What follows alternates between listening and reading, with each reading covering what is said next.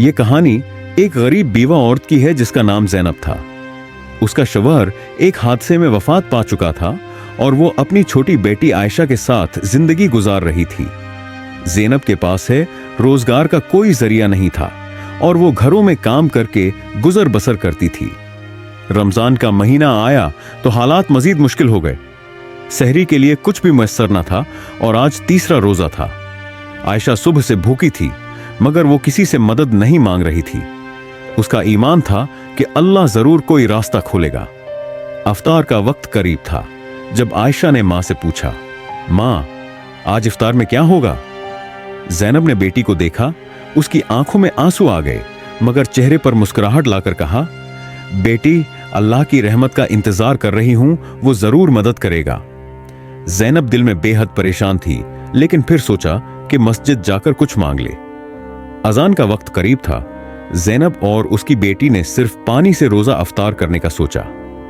आइन उस लम्हे दरवाजे पर दस्तक हुई। ज़ैनब हैरान थी कि इतनी देर कौन आया। जब दरवाजा खोला तो देखा कि एक अजनबी शख्स सफेद लिबास पहने खड़ा था जिसका चेहरा नूरानी था।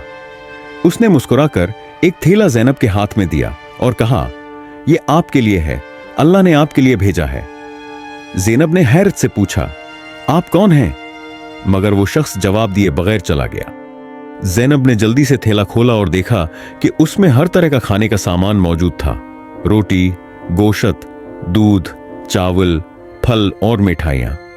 आंखों में आंसू लिए उसने बेटी को देखा और कहा, देखा बेटी, अल्लाह की रहमत कभी देर नहीं करती। आयशा हैरानी से बोली, मां, वो शख्स कौन था? कहां से आया था? ज़ैनब के पास कोई जवाब न था लेकिन वो जान चुकी थी कि जब कोई अल्लाह पर भरोसा करता है तो अल्लाह ऐसे रास्ते खोलता है जिनका इंसान तसव्वुर भी नहीं कर सकता। अगले दिन ज़ैनब मस्जिद गई और मौलवी साहब को सब कुछ बताया। मौलवी साहब मुस्कुराकर बोले, जब कोई अल्लाह पर भरोसा करता है तो अल्लाह ऐसे जरिए से मदद करता है जिसका कोई सोच भी नहीं सकता। शायद वो हो कोई फरिश्ता था जो अल्लाह ने तुम्हारी मदद के लिए भेजा। ये सुनकर ज़ैनब की आंखों में खुशी के आंसू आ गए और उसका ईमान मजीद मजबूत हो गया। यकीन, सब्र और दुआ अल्लाह की रहमत के दरवाजे खोल देती है।